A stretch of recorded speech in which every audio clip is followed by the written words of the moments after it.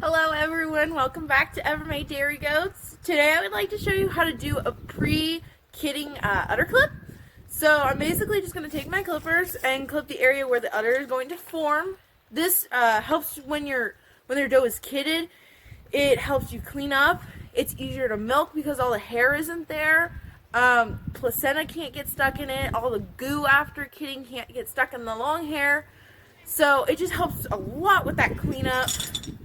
So we have a first freshener, so she's going to be a little bit kicky, but I wanted to use a kickier doe to kind of show you that not all does are going to do this just naturally. Not all of them are just going to fit right back into their milking, or first fresheners aren't going to be perfect every single time the first time that they're clipped or milked. So this is Allie, and she will be our test subject for today. So I'm going to use a size 10 clipper blade today. And so we're just going to turn our clippers on. And she's going to be a bit jumpy, which is to be expected. So we're just going to clip all that hair off of her udder. And people get worried that this will make their doe cold. Their udder won't develop as well. The most I've seen is people will get very upset because they think their doe is going to get very cold because they lose all this hair on their udder and it's such a sensitive spot. But I have never found any doe to get extremely cold from just getting her udder clipped. I clipped an April kid who is due later this year because I noticed she had a small little udder developing and I just wanted to kind of see what I was working with at first. And she has showed no signs of being cold. They kind of shiver at first because all of a sudden this huge area is very cold now. And so that's normal. She's kind of shivering because she's kind of nervous because she's never had her udder clipped. And she hasn't been body clipped in almost a year. So that's to be expected.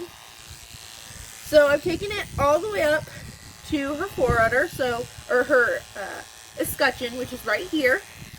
And so now I'm going to go down the side of her legs backwards. This takes off some hair, but not all of it. And this helps with cleanup as well. You can go on the insides of her legs, going against the hair, because the skin on her udder will help that keep warm, so that's fine. And I just like to try to make it look nice and neat. So I'm going to take some progression photos with her. And so I can have an example for people who are new.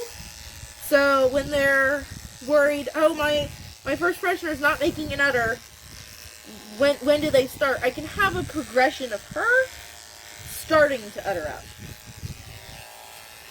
So that is all done. So I'll move her leg so it's easier to see. And so I just cleaned up around here, made it nice and visible so I can watch how her udder progresses. It just makes everything so much easier to have a clipped udder that's nice and clean. You can watch progression as it grows, which is always fun to me.